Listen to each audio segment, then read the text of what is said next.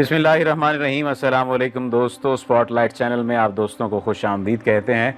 आज की इस वीडियो में हम आपको एक ऐसी औरत के बारे में बताएंगे जिसकी ज़िंदगी तुर्क उस्मानी सल्तनत की अव्वलीन 2 सदियों तक की ज़िंदगी से जुड़ी हुई है और 2 ख़ातीन ऐसी तुर्क उस्मानी सल्तनत की गुजरी हैं जिनके हवाले से ये बात कही जाती है कि वो वाक़अतन मुमताज़ ख़वातीन थीं, नुमाया ख़वातीन थीं और उनकी ज़िंदगियों ने दूसरे तुर्कियों की ज़िंदगी पर काफ़ी असर डाला। उनमें से एक औरत का नाम खुरम सुल्तान है। लोग इसे बहुत सारे नामों से जानते हैं लेकिन इसका असल नाम खुरम सुल्तान है। रोज़लीना नाम से भी इसे जाना जाता है और इसके कई नाम भी शामिल हैं तारीख़ के मुख्तलिफ़ हिस्सों में। लेकिन खुरम सुल्तान ये वाक़अतन वो खातून है जो इनकलाबी तब्दीलियाँ लाने का सबब बनी। तुर्क उस्मानी सल्तनत की अव्वलीन 2 सदियों तक कारोबार मुमलिकत पर मर्द छाए रहे। सुल्तान सुलेमान के दौर में पहली बार 2 ख़ातीन नुमाया हुई, एक उसकी वालदा, दूसरी बेगम। खुरम सुल्तान जो तुर्क हुकूमत में इनकलाबी तब्दीलियां लाने का सबब बनी। ये खुरम सुल्तान की बदकिस्मती है कि अपनी शोहरत के बायस वो मगरबी मुसन्निफीन और मुअर्रिखीन का महबूब मौजू बन गई। उन्होंने फिर इस खातून से मुतल्लिक कई झूठे सच्चे किस्से तख्लीक कर डाले। खुरम सुल्तान की असल शख्सियत कहानियों में गुम हो गई, ताहम इस ज़माने की कुतब से बाज़ बुनियादी मालूमात ज़रूर मिलती हैं। खुरम सुल्तान कौन थी, इसकी हकीकत क्या थी और ये अपनी ज़िंदगी किस तरह पर गुजार रही थी, आज की इस वीडियो में हम आपको बताएंगे। सुल्तान सुलेमान की ज़िंदगी में दाखिल होने वाली सबसे अहम औरत खुरम सुल्तान यूक्राइनी थी, यानी वो यूक्राइन की रहने वाली थी। 1505 के लगभग पैदा हुई। क्यास है कि रूसी तातारियों ने जब मगरबी यूक्राइन पर हमला किया तो उसे गुलाम बना लिया गया। ये गालबन 1517 की बात है। वो फिर बहसियत गुलाम बिकती बिकाती आखिरकार इस्तांबुल में उस्मानी बादशाह के हरम पहुंच गई। 1513 से शहजादा सुलेमान सूबा मानीसा के वाली थे। वहीं 1515 में उनके यहाँ एक कनीज माह दौरान से बेटे मुस्तफा ने जन्म लिया। कनीज का नाम था माह दौरान, उससे मुस्तफा नामी बेटे ने जन्म लिया। शहजादे अपनी महबूबा को गुलबहार कहकर पुकारते थे। ख्याल ये किया जाता है कि माह दौरान कोहे काफ के एक सरदार की बेटी थी, गोया वो बहसियत गुलाम शहजादे के हरम में दाखिल नहीं हुई थी। 1520 में वालिद सलीम अव्वल की वफात के बाद शहजादा सुलेमान बादशाह बन गए। यूं हस्बे रिवायत खुरम की तमाम कनीजें भी उनकी मलकियत में आ गईं, जिनमें खुरम भी शामिल थी।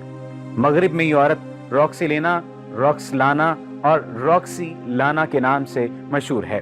वाज़े रहे इस जमाने में उस्मानी बादशाह का हरम एक दूसरे पुराने महल में रहता था, जबकि वो खुद दूसरे महल में मुकीम होता। पुराने महल में हरम की सरबराह सुल्तान सुलेमान की वालदा आयशा हफ्सा सुल्तान थीं।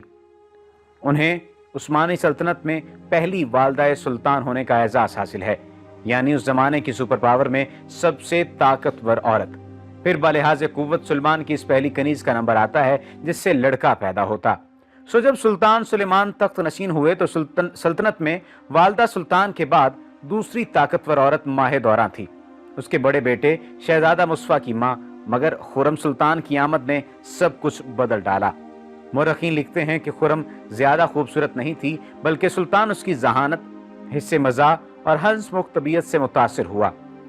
हम वक्त सब कुछ बदल डाला। मुर्रखीन लिखते हैं कि खुरम ज्यादा खूबसूरत वाक़अतन नहीं थी, सिर्फ उससे बातें मंसूब थीं। हम वक्त मुस्कुराने के बायस ही सुल्तान उसे खुरम यानी खुश और शादमान कहकर पुकारने लगा। ये फारसी लफ्ज तुर्की में कमालिमत आने के बाद खुरम कहलाया, जो असल नाम की बिगड़ी शक्ल है।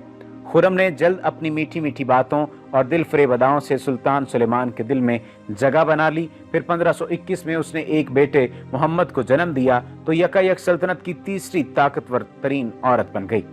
1525 तक खुरम के यहाँ मजीद 4 बच्चे मेहरमाह, अब्दुल्ला, सलीम और बायजीद जन्म ले चुके थे। ये यकीनी है बेटों की पैदाइश के बाद माह दौरान और खुरम में चपकलश शुरू हो गई, क्योंकि उस्मानी सल्तनत में असूल था सिर्फ बड़ा बेटा ही बाप की मौत के बाद नया हुक्मरान बनता था और अमूमन वो अपने सारे भाई कत्ल करा डालता। जब सुल्तान सुलेमान पूरी तवज्जो खुरम को देने लगे तो माह दौरान ने उनकी लड़ाई को हद से बाहर न होने दिया। 1533 में सुल्तान सुलेमान ने शहजादा मुस्तफा को सूबा मानीसा का वाली बनाकर वहां भिजवा दिया। यूं शहजादा वली सुल्तान चल बसी। اور शहजादा वली अहद करार पाया, क्योंकि रिवायती तौर पर वैसा वही मानीसा का वाली बनता था। माह दौरान भी हस्बे रिवायत उसके सरप्रस्त की हैसियत से साथ थी। 1534 में वालदा सुल्तान चलबसी बाद अज़ां खुरम का जादू ऐसा सर चढ़ के बोला कि उसी साल सुल्तान सुलेमान ने उससे शादी कर ली। यूं इस रिवायत का खात्मा हुआ कि उस्मानी सुल्तान अपनी किसी कलीस से शादी नहीं करते थे। इससे कबल सुल्तान ने खुरम को आज़ाद कर दिया और ये भी एक अनहोनी बात थी। एक और अजीबोगरीब वाक़या ये हुआ कि सुल्तान ने बकिया कनीज़ों से किता ताल्लुक़ किया और सिर्फ खुरम के पास जाने लगा। यूं हरम में खुरम से सबसे ताकतवर तरीन औरत बन गई। मुमकिन है अब इसमें यह तमन्ना करवट लेने लगी कि वो सुल्तान की बिला शिरकत गैर मालिक बन जाए। ये तमन्ना पूरी होने में पहली रुकावट वजीर आजम इब्राहिम पाशा था। इब्राहिम पाशा बचपन से सुल्तान सुलेमान का साथी था, सो वो हुक्मरान बना तो उसने अपने दोस्त को खूब नवाजा। पहले 1523 में वजीर आजम बनाया और फिर अपनी बहन खदीजा के साथ उसकी शादी कर दी। इब्राहिम पाशा उस्मानी सल्तनत का पहला वजीर आजम या सदर आजम था और उसने अपनी जिम्मेदारियां बड़े तदब्बुर और महारत से अंजाम दी। ये जो तमाम तर मालूमात हैं खुरम सुल्तान रॉक्सेलिना और इस हवाले से ये किताबों से अखज़ की गई मालूमात हैं। ये वो मालूमात हैं जिनको तब्दील कर करके मुख्तलिफ साइट्स पर मुख्तलिफ जगहों पर आप देख सकते हैं, लेकिन ये तमाम तर मालूमात जो आप तक पहुंचाई जा रही हैं ये हकीकत के करीब तरीन मालूमात हैं। जैसा कि पहले आपको बताया कि 1535 तक इब्राहिम पाशा सल्तनत में दूसरा ताकतवर फर्द बन गया। उसकी वजह यह है कि इब्राहिम पाशा उस्मानी सल्तनत का पहला वजीर आजम था। खुरम यह कहकर सुल्तान को इसके खिलाफ भड़काने लगी कि इब्राहिम पाशा बादशाह बनने की तमन्ना पाल रहा है। सो मार्च 1536 में सुल्तान के खास आदमियों ने इब्राहिम पाशा को मार डाला। कातलों की जुबानें काट दी गई थीं और अरकान के पर्दे फाड़ दिए गए थे ताकि वो कुछ बोल या सुन न सकें। यूं खुरम ने अपने एक बड़े दुश्मन को मरवा डाला। ताहम तुर्क मुर्रखीन की रूह से ये वाज़े नहीं कि वजीर आजम क्यों कत्ल हुआ। उनका ख्याल है कि हद से ज्यादा ताकत व हशमत पाकर इब्राहिम खुद को कानून से बालातर समझने लगा था। तभी सुल्तान को महसूस हुआ उसका इक़्तिदार व ताकत खतरे में है, सो वजीर आजम मारा गया। ये मगरबी मुसन्निफीन हैं जिन्होंने खुरम पे शक जाहिर किया। 1541 में पुराने महल में पुरस्कार तौर पर आग लग गई। मगरबी मौरखीन फिर लिखते हैं कि आग खुरम ने ही लगवाई थी ताकि वो तोप कुप्पी महल में सुल्तान सुलेमान के पास जा सके। यूं सुल्तान का कुरब पाकर वो उस पर मजीद हावी हो सकती थी, और ऐसा ही हुआ। एक दिन ऐसा आया कि वो अस्करी और खारजा उमूर पर सुल्तान को मशवरे देने लगी। तोप कुप्पी महल में खुरम की आमद से उस्मानी सल्तनत में औरतों का अमल दखल बढ़ गया, जो तवील अरसे तक जारी रहा। इसी बाइस ये अरसा तारीख में सल्तनत खवातीन कहलाता है। ये यकीनी है खुरम ने अपनी मनमोहनी बातों और नाजो अदा से सुल्तान सुलेमान का दिल अपनी मुट्ठी में ले लिया। मुमकिन है वो सुल्तान को अपने कब्जे में रखने के लिए उस पर काला जादू भी कराती हो। बाज़ तुर्क मुर्रखीन ने तस्करा किया है कि वो इस्तांबुल के शहरियों में जादूगरनी के लक़ब से मारूफ थी। मगरबी मुसन्निफीन की रूह से शहर में मशहूर था कि वो हकीमों से जानवरों की हड्डियां वगैरह खरीदती है ताकि उन्हें अपने जादू टोने में इस्तेमाल कर सके। वक्त गुजरता रहा, यहाँ तक कि खुरम के बेटे जवान हो गए। मगरबी मुर्रखीन का दावा है अब शहजादा मुस्तफा रौना ख्वाब बनकर उसे नींद से जगाने लगा, तो अब वो उसे मारने के दर पे हुई।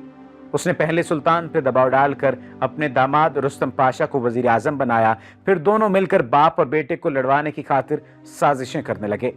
रुस्तम पाशा ने यह अफवाह फैला दी कि शहजादा अपनी सिपाह यनीचरी की मदद से बूढ़े बाप को हटाकर तख्त नशीन होना चाहता है। वजीर आजम ने सुल्तान को शायरान के नाम लिखा। शहजादे का एक खत भी बतौर सबूत दिखाया जिसमें उससे मदद मांगी गई थी। उधर रुस्मत के कारिंदे और रुस्तम के कारिंदे शहजादे के हल्के में ये झूठा प्रोपेगेंडा करने लगे कि सुल्तान अपने दूसरे बेटे सलीम को बादशाह बनाना चाहता है। क्योंकि मुस्तफा को इल्म था इसकी सौतेली माँ यही चाहती है, सो उसे अफवाह पे एतबार आ गया।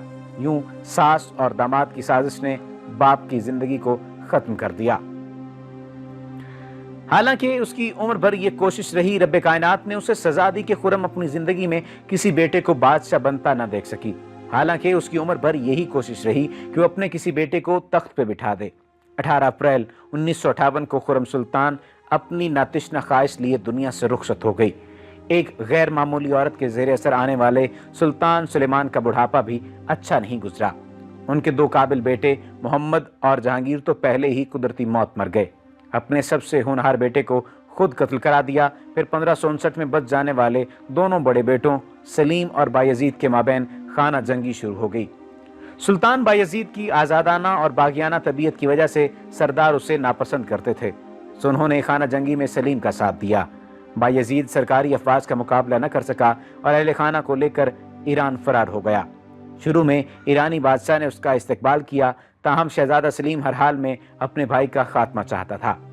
مورخین لکھتے ہیں اس نے ایرانی حکمرانی کو اور ایرانی حکمرانوں کو منہ مانگا سونا دے کر بھائی کو ماں خاندان خرید لیا۔